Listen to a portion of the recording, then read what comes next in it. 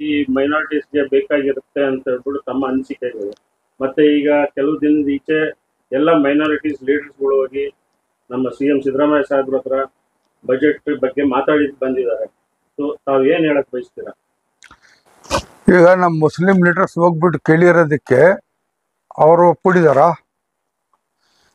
ಇವ್ರು ಎಷ್ಟು ಡಿಮ್ಯಾಂಡ್ ಮಾಡಿದಾರ ಅಷ್ಟು ಕೊಡಕ್ಕೆ ತಯಾರಾಗಿದ್ದಾರಾ? ಇಲ್ಲ ಬರೇ ಪಬ್ಲಿಕ್ಗೆ ನಮ್ಮ ಮುಸ್ಲಿಂ ಕಮ್ಯುನಿಟಿ ಇದು ಮೈನಾರಿಟಿ ಕಮ್ಯುನಿಟೀಸ್ಗೆ ಒಂದು ತೋರ್ಸೋಕ್ಕೆ ಒಂದು ಶೋಷ ಬಿಡ್ತಾ ಇರೋದ? ಅರೆ ಅದು ಅವ್ರ ಫೈನಾನ್ಸ್ ಮಿನಿಸ್ಟರ್ ಇದ್ದಾರೆ, CM ಇದ್ದಾರೆ, ಮುಸ್ಲಿಂ ಟೋಟಲಿ ಕಾಂಗ್ರೆಸ್ ಪಾರ್ಟಿಗೆ ಬಂದು ಅವರು ಸಪೋರ್ಟ್ ಕೊಟ್ಟು ಮುಸ್ಲಿಂ ಲೀಡರ್ಸ್ ಮುಸ್ಲಿಂ ಒಟ್ಟು ಸಪೋರ್ಟ್ ಕೊಟ್ಟು ಕಾಂಗ್ರೆಸ್ ಪಾರ್ಟಿಗೆ ಮುಂದೆ ತಗೊಂಡ್ಬಂದವ್ರೆ. ಅದಕ್ಕೆ ಅವ್ರು ಮಾಡ್ಬೇಕಿರೋದು ಇವ್ರು ಹೋಗ್ಬಿಟ್ಟು ಕೇಳ್ತಾ ಇರೋದಕ್ಕೆ ಅವ್ರು ಒಪ್ಕೊಂಡ್ಬಿಟ್ಟಿದಾರಾ? ಅರೆ ಮುಂಚೆನೆ ಇವರು 5 ನಮ್ದು ಡಿಮ್ಯಾಂಡ್ ಇತ್ತು BJP ಗೌರ್ಮೆಂಟ್ ಅಲ್ಲಿ, ಅದೇ ವಾಪಸ್ ಇವರು ಮಾಡಿಲ್ಲ. ಇವರು ನಮ್ಗೆ ರಿಸರ್ವೇಶನ್ ಇವರಲ್ಲ, JDS ಸನ್ಮಾನ್ಯ ದೇವೇಗೌಡರು ಮಾಡಿದ್ದು ಒಂದು ಮಾನವತೆಯಿಂದ ಒಂದು ಒಳ್ಳೆ 4% ಕೊಟ್ಟಿದ್ದನ್ನು ತೆಗ್ದಿದ್ದವ್ರಿಗೆ ವಾಪಸ್ ಬಂದು ಕೊಟ್ಟಿಲ್ಲ. ಯಾವ ಮಾತಿನಲ್ಲಿ ಇವರು ಇದ್ದಾರೆ? ಈಗ ಮುಸ್ಲಿಂ ಲೀಡರ್ ಹೋಗ್ಬಿಟ್ಟು ಕೇಳಿದ್ಗೆ ಇಮಿಡಿಯೇಟ್ ಆಯ್ತಪ್ಪ ಶಾಂಕ್ಷನ್ ಮಾಡಿಬಿಡ್ತೀನಿ, ನಿಮ್ಮ ಕಮ್ಯುನಿಟಿಗೆಲ್ಲ ನೀವು ಮೇಲೆ ತಗೊಬಾರ್ಬಿಡಿ ಅಂತ ಹೇಳಿದಾರ. ಅದು ಬಂದ್ಮೇಲೆ ಮತ್ತೆ ಮಾತಾಡ್ಬೋದು ಅದಕ್ಕೆ ಬಗ್ಗೆ. ಆದ್ರೆ ನಾವು ಯಾಕಪ್ಪ ಭಿಕ್ಷಾ ಕೇಳಕ್ ಹೋಗ್ಬೇಕು? ಇದ್ರ ಮುಂಚೆನು 3,200 ಕೋಟಿ ಅಂತ ಕೊಟ್ಟಿದ್ರು. ಅವರೊಂದು ಹಳೆ ಭಾಷಣ ನೋಡ್ತಾ ಇದ್ದೀನಿ. 3,74,000 ಕೋಟಿನಲ್ಲಿ ಮುಸಲ್ಮಾನರಿಗೆ 3,500 ಕೋಟಿ ಕೊಟ್ಟಿದ್ದೀವಿ. ಅದು ಎಷ್ಟು % ಆಗತ್ತೆ ಕೇಳ್ತಾವ್ರೆ ಮಾಧ್ಯಮನವ್ರಿಗೆ. ಅವ್ರು ಹೇಳ್ತಾ ಇದಾರೆ 0 ಅಂತ. ನಮ್ ಗತಿ ಅಷ್ಟೇನ ಇರೋದು? 14% ಅಂತ ಹೇಳ್ತಾವ್ರೆ, -5% ಅಂತ ಹೇಳ್ತಾವ್ರೆ. ನಮ್ ಗತಿ ಈ ಕಡೆ ಬಂದಿದೆ ಈ ಪಕ್ಷನಲ್ಲಿ. ಇಂಥ ಫೈನಾನ್ಸ್ ಮಿನಿಸ್ಟರ್ ಇಂಥ CM ಹತ್ರ ಅಲ್ಲಿ ಯಾವ ಮುಸ್ಲಿಂ ಲೀಡರ್ ಹೋಗಿ ಕೇಳಕ್ಕೆ ಅವ್ರ ಹತ್ರ ಇದಿರ್ಲಿಲ್ಲ. ಆ 3,200 ಕೋಟಿ ಎಲ್ಲಿ ಇದಕ್ಕೆ ಇವರು ಕೊಟ್ಟಿದ್ದಾರೆ, ಅದರಲ್ಲಿ ಏನ್ ಇಂಪ್ರೂವ್ ಆಗಿದೆ ಅವರು ಈ ಮಿನಿಸ್ಟರ್ ತೋರಿಸ್ಬೇಕು. ಅವ್ರು ತೋರಿಸ್ಬಿಟ್ರೆ ಮತ್ತೆ ಇವರು ಡಿಮ್ಯಾಂಡ್ ಜಾಸ್ತಿ ಮಾಡಿದ್ರು ಕೂಡ ಒಂದು ಮಾತು ಎದ್ದಿರುತ್ತೆ, ಕೇಳಕ್ ಬರುತ್ತೆ ಅದನ್ನಲ್ಲಿ ಇನ್ನೂ ಅರ್ಧ ಅಮೌಂಟ್ ವಾಪಸ್ ಹೋಗಿದೆ ಅಂತ. ಅದಕ್ಕೆ ಯಾವ ಮುಸ್ಲಿಂ ಲೀಡರ್ ಅವ್ರವ್ರ ಅನುಕೂಲಕ್ಕೋಸ್ಕರ ನಮ್ಮ ಜನಗೆ ನಮ್ಮ ಮೈನಾರಿಟಿ ಕಮ್ಯುನಿಟಿ ಮತ್ತು ಮುಸ್ಲಿಂನವ್ರಿಗೆ ಒಂದು ಇದು ಹೇಳಕ್ಕೆ ತೋರಿಸ್ತಾ ಇದಾರೆ ಇವರು. ಇದೆಲ್ಲ ನಡೆಯಲ್ಲ, ನೋಡೋಣ ಮುಂದೆ ಏನಾಗತ್ತೆ ಅಂತ ನೋಡಿ. ನಮ್ಮ ಮೇಲೇನೋ ಒಂದು ಇದು ಮಾಡಿ ಹಾಕೊಳ್ಳಂಗೆ ಇದು ಅರ್ಥ ಆಯ್ತಾ? ಇದು ಕೆಟ್ಟ ವ್ಯವಹಾರ. ಇಂಥ ಕೆಟ್ಟು ನಮ್ಮ ಮಕ್ಕಳರಿಂದ ಬಂದು ನಮ್ಗೆ ಈ ತರ ನಾಚಿಕೆ ತಲೆ ಬಗ್ಸಂಗೆ ಆಗತ್ತೆ. ನಮ್ಮ ಧರ್ಮ ಮೇಲೆ ಮಾತು ಬರುತ್ತೆ, ಇಸ್ಲಾಂ ಮೇಲೆ ಮಾತು ಬರುತ್ತೆ, ಮದ್ರಸೆ ಮೇಲೆ ಮಾತು ಬರುತ್ತೆ, ಮಸಾಜಿದ್ ಮೇಲೆ ಮಾತು ಬರುತ್ತೆ. ಇಂಥ ಹಲ್ಕ ನಮ್ಮ ಮಕ್ಕಳರಿಂದ ಎಲ್ಲಿಂದ ಇವರು ಯಾರು ಬಂದ್ರು, ಯಾವ ಊರು ಇವ್ರದ್ದು, ಎಲ್ಲಿಂದ ಬಂದ್ರು ಇವರು, ಯಾರು ಇವ್ರಿಗೆ ಪರ್ಮಿಷನ್ ಕೊಟ್ಟರು ನಡ್ಸಕ್ಕೆ, ಇದು ನಾವು ನೋಡ್ಬೇಕಾಗತ್ತೆ.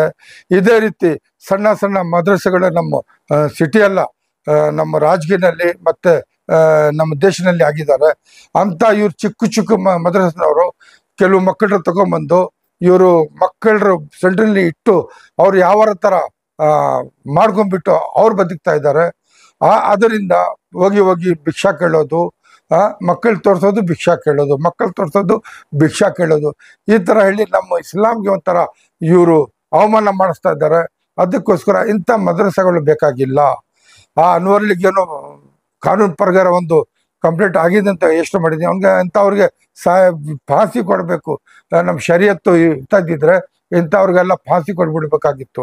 ಬಟ್ ನಮ್ಮ ಇಂಡಿಯನ್ ಕಾನೂನು ಅಲ್ವಾ, ಆ ಕಾನೂನಿಗೆ ನಾವು ಇದು ಹೇಳ್ತಾ ಇದ್ದೀವಿ, ಸಖತ್ತಾಗಿ ಇವ್ರ ಮೇಲೆ ಆಕ್ಷನ್ ತಗೋಬೇಕು. ಮತ್ತೆ ಎಲ್ಲೆಲ್ಲಿ ಇಂಥ ಸಣ್ಣ ಪಟ್ಟ ಮದ್ರಸೆಗಳಾಗಿದೆ ಆ ಮದ್ರಸೆಗಳನ್ನ ಬ್ಯಾನ್ ಮಾಡಬೇಕು. ಮತ್ತೆ ನಮ್ಮ ಕಮ್ಯುನಿಟಿನಲ್ಲಿ ದುಡ್ಡಿನವರು ಜಕಾತ್ ಬಗ್ಗೆ ದುಡ್ಡು ಕೊಡ್ತಾರಲ್ಲ, ಅವರು ಇಂಥವ್ರಿಗೆ ದುಡ್ಡು ಕೊಡಬಾರ್ದು. ಇಂಥವ್ರಿಗೆ ಯಾರು ₹1 ದುಡ್ಡು ಕೊಡಬಾರ್ದು. ಅವ್ರವ್ರ ಕುಟುಂಬದಲ್ಲಿ ಬಡವರು ಇರ್ತಾರೆ, ಆಸ್ಪತ್ರೆಯಲ್ಲಿ ಇರ್ತಾರೆ, ಸಾಲ ಮಾಡಿರ್ತಾರೆ, ಅಂಥವ್ರಿಗೆ ಜಕಾತ್ ಕೊಡ್ಬೇಕಂತ ಇರೋದು ಕೊಡ್ಲಿ. ಮತ್ತೆ ಇಂಥವ್ರಿಗೆಲ್ಲ ಜಕಾತ್ ಕೊಡೋದು ಬೇಕಾಗಿಲ್ಲ. ಒಂಥರ ಬಿಸ್ನೆಸ್ ಆಗಿದೆ ಇದು. ಈ ಬಿಸ್ನೆಸ್ ಮುಗಿಬೇಕು. ಇದು ನಾವು ಕೊಟ್ಟರೆ ತಾನೇ ಅವ್ರು ನಡೆಸೋದು. ನಾವು ಕೊಡೋದೇ ಬಿಟ್ಬಿಟ್ರೆ ಅವ್ರು ಹೆಂಗ್ ನಡೆಸ್ತಾರೆ? ಇದು ನಾವು ಕೊಡೋರ ಮೊದಲು ಇದು ಯೋಚನೆ ಮಾಡ್ಕೋಬೇಕು. ಈ ಮಾತು ನಾನು ಅವ್ರಿಗೆ ಹೇಳ್ತಾ ಇದ್ದೀನಿ. ಅನ್ವರಲ್ಲಿ ಅವ್ನ ಮಗನಿಗೆ ಸಖತ್ತ ಕಾನೂನಲ್ಲಿ ಎಷ್ಟು ಇಂಥ ದೇಶದ್ರೋಹಿ ನಮ್ಮ ಮಕ್ಕಳು, ಇಸ್ಲಾಂ ದ್ರೋಹಿ, ದೇಶದ್ರೋಹಿ, ಮುಸಲ್ಮಾನ್ಗೆ ನಾಚಿಕೆ ಮಾಡೋದು ಕೆಲಸ ಮಾಡೋರು ಇವರು. ಏನು ಹೇಳ್ಬೇಕು, ಸಿಕ್ಕಾಪಟ್ಟೆ ಬಾಯಿನಲ್ಲಿ ಬರ್ತಾ ಇದೆ. ಆದ್ರೆ ಕಾನೂನು ಪ್ರಕಾರ ಸಖತ್ತ ಇವ್ರಿಗೆ ಪನಿಷ್ಮೆಂಟ್ ಕೊಡ್ಬೇಕಂತ ಕೇಳ್ಕೊತಾ ಇದ್ದೀನಿ.